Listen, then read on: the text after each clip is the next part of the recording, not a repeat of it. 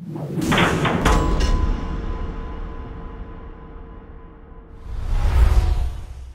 guys, this is Wayne Hooser with BassBite.com. I'm here with local fishing pro Maurice Freeze. Now Maurice has won a bunch of money fishing in North Carolina and South Carolina. One year Maurice was even the point champion for North Carolina and South Carolina at the same time in the BFL. And that's not easy to do because there's a lot of quality fishermen in North and South Carolina. Now Maurice is going to tell us a little bit today about how he catches fish, how he starts to pattern fish throughout the year in the lakes around North and South Carolina. Now Maurice, in February is usually when the tournament season starts. What do you look for on lakes like Lake Norman, Wiley, Kerr in February? What are you focused on to catch fish?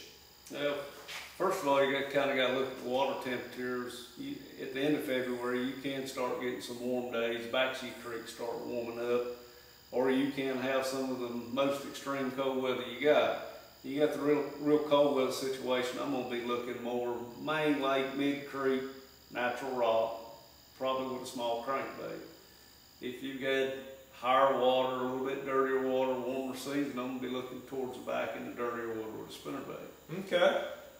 And then let's say as we move into March, the fish are starting to stage to spawn, but yet they haven't gotten up on the spawning flats yet. What are you doing there? It depends on whether you're northern more at Kerr or around here. Towards 1st of March is going to be, like you say, starting more towards the spawn deal, depending on the weather. Still going to be a pretty good crankbait bite. You're going to start, your bigger stringers are going to start leaning more towards your spinnerbait bite and your jig bite. Okay. Well, what are you going to be throwing them at? Are you going to still be fishing the rock, or are you going to move to docks, or what are you going to focus on during that period of time? Well, your combination of rock and wood can be really, really good at that period of time. Both of those objects are going to hold heat. Right. And I think that's what those fish, I don't know if the fish are relating towards the heat or you get more bait activity, crawfish and all moving around towards the warmer structure. Okay, so are you going to be fishing back in pockets, or are you still going to be out on the main deal? You're going to have to feel that one out and see. It could be either way. Like I say, you could have had some really cold rains and your backs of your creeks could be really cold, or it could be vice versa. If you've had some warm rains, your backs of your creeks could be really warm.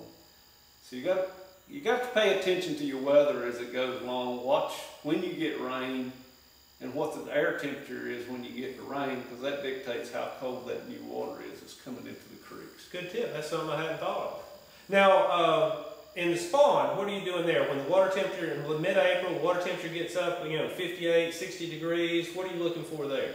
Looking for moving into the pockets. Okay. And depending on the lake, if you fish in a lake where you can see them, you're going to need to be sight fishing to do good. And if not, you're just going to have to visualize and know where those fish are going to be positioned as they're getting closer to their spawn, and fish your spinnerbait and jig. And just, you got to get it in one's face to get him to bite. And if he's there, he'll probably bite that time of the year. I got you. And then, after the spawn's over, you start to move into the post-spawn period. The water temperature gets up a little bit. Do you like to fish shallow? How do you catch shallow fish in the post-spawn? That's when it really start looking towards the top water bite. If you got your bass that are hatching, you got your pods of fry, you're going to have your male bass that are going to be guarding. Your weights, tournament weights are going to be dropping because most of what you're catching are going to be male fish. So I'm going to target the male fish, catch me a limit. Maybe you catch a female somewhere along that's a little bit late in spawning up your weight. Gotcha. And then after the post-spawn, and we get into early summer, when the water starts to really heat up, what are you doing then? Well, that's when I start looking more for shade.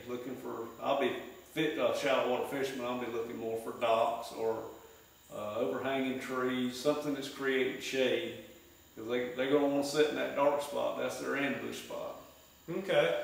Now, are you looking for a certain water depth, or does it matter? Not really. I mean, in your June period of time when they're just getting over the spawn, they can be on some really flat, shallow stuff. And they're just looking for shade, and they're looking for something to eat because they're hungry. Well, got a lot of brim that get up on these flats, and in your shed, you could have the shad spawn, and they're going to be up on the shallow rocks and around docks and poles and stuff, and that's, you're feeding more aggressive fish that have done progressed past the spawn. That's where they're going to be. I gotcha. And then after that period ends, you get into the heat of the summer, where it's July, early August, and it's just hot, and you know the shad spawn's well past. What are you doing then? I sit in my recliner. That's when I get beat off the bank. I'm not a very good offshore fisherman, but that's when you got to start looking offshore. Okay. Those fish are going to move out, and I think they're following cooler water. They're going to just keep progressively sliding out, following that 60, 70 degree water temperature. And they're going to stay out there until it gets like it is right now in late July and August. The water temperature really gets hot, and you get the oxygen depletion, and the fish start scattering and coming back up. Right. And then right now, we just fished a terminal High Rock, and we caught them on shallow docks and laydowns. Mm-hmm. All right, more kind of in the mid part of the creek. Is that generally what you're looking for? That's what I'm looking for. If you got presence of bait, you get up and you get on your trolling motor and you see bait scooting around, you're in the right place. You just keep picking around. You're not going to get a whole lot of bites, but if you got the presence of a lot of bait, there's going to be some bass there. I gotcha. And then as we get into the later fall, it gets into October, November, the water's really starting to cool down. What are you doing then? That's a big time back of the creek bite, because majority of your shad in the lake have migrated back from at least the 3/4 part of the creek and back, and there'll just be tons of fish back there. Okay, and you just have to find the one with the fish, right? Yep. And it's not going to, when you get on over into late October, it can be a real aggressive bite, October, November, but early October, it'll still be a slow bite. You're going to be fishing for one bite at a time. I gotcha. Well, guys, that should help you a lot. And these are some great patterns Maurice has just shared with you here for the North Carolina, Central North Carolina, Northern South Carolina area.